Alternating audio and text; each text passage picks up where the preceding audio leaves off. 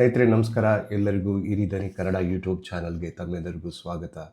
ನಮ್ಮ ಕನ್ನಡ ನಾಡಿನ ಚರಿತ್ರೆಯಲ್ಲಿ ಶರಣರು ಹಾಗೂ ದಾಸರು ನೀಡಿದಂತಹ ಕೊಡುಗೆಯನ್ನು ಯಾವ ಕಾಲದಲ್ಲೂ ಅದು ಮರೀಲಿಕ್ಕೆ ಸಾಧ್ಯ ಇಲ್ಲ. ದಾಸರು ಮತ್ತು ಶರಣರು ತಮ್ಮ ತಮ್ಮ ಕೃತಿಗಳಿಂದ ವಚನಗಳಿಂದ ಲೋಕವನ್ನು ತಿದ್ದುವ ಮೂಲಕ ಮತ್ತು ಜಗತ್ತನ್ನು ಉದ್ಧರಿಸುವ ಕಾಯಕದಲ್ಲಿ ಅವರು ನಿರತರಾಗಿದ್ದರು.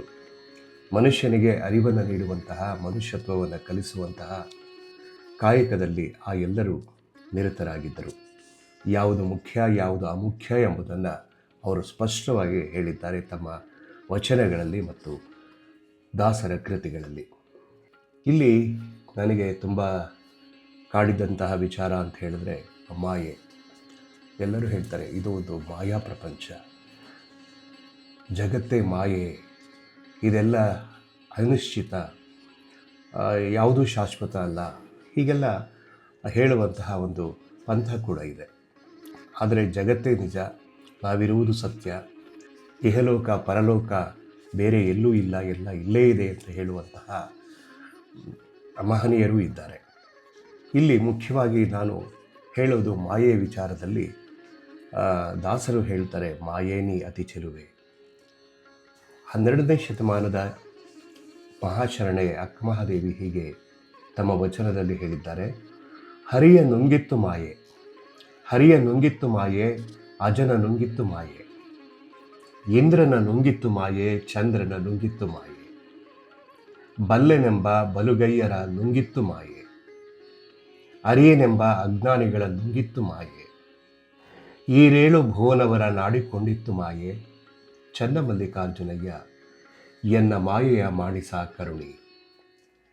ಇಲ್ಲಿ ಹರಿಯ ನುಂಗಿತ್ತು, ಅಜನ ನುಂಗಿತ್ತು, ಇಂದ್ರನ ನುಂಗಿತ್ತು, ಚಂದ್ರನ ನುಂಗಿತ್ತು, ಬಲ್ಲೆನೆಂಬ ಬಲುಗೈಯರ ನುಂಗಿತ್ತು, ಅರಿಯನೆಂಬ ಅಜ್ಞಾನಿಗಳ ನುಂಗಿತ್ತು. ಹೀಗೆ ಮಾಯೆ ಯಾರೆಲ್ಲರನ್ನ ನುಂಗಿತ್ತು ಎಂಬುದಾಗಿ ಅವರು ಹೇಳಿದ್ದಾರೆ ತಮ್ಮ ವಚನದಲ್ಲಿ. ಅದಕ್ಕೆ ನೂರಾರು ಅರ್ಥಗಳಿವೆ.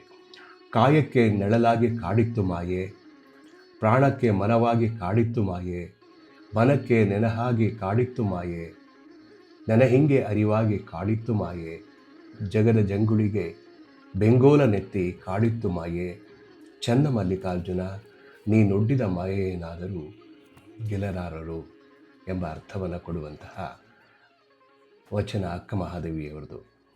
ಬಿಟ್ಟೆನೆಂದರೆ ಬಿಡದಿ ಮಾಯೆ, ಬಿಡದಿದ್ದರೆ ಬೆಂಬತ್ತಿತ್ತು ಮಾಯೆ, ಬಿಟ್ಟೆನೆಂದರೆ ಬಿಡದಿ ಮಾಯೆ, ಬಿಡದಿದ್ದರೆ ಬೆಂಬತ್ತಿತ್ತು ಮಾಯೆ, ಯೋಗಿಗೆ ಯೋಗಿಣಿಯಾಯಿತ್ತು ಮಾಯೆ, ಸವಣಂಗೆ ಸವಣಿಯಾಗಿತ್ತು ಮಾಯೆ, ಯತಿಗೆ ಪರಾಕಿಯಾಗಿತ್ತು ಮಾಯೆ, ನಿನ್ನ ಮಾಯೆಗೆ ನಾನಂಜುವವಳಲ್ಲ ಚನ್ನಮಲ್ಲಿಕಾರ್ಜುನ ದೇವ ನಿನ್ನಾಣೆ. ಹೀಗೆ ಮಾಯೆಯ ಬಗ್ಗೆ ಅಕ್ಕಮಹಾದೇವಿ ತನ್ನ ವಚನಗಳಲ್ಲಿ ಹೇಳಿದ್ದಾರೆ.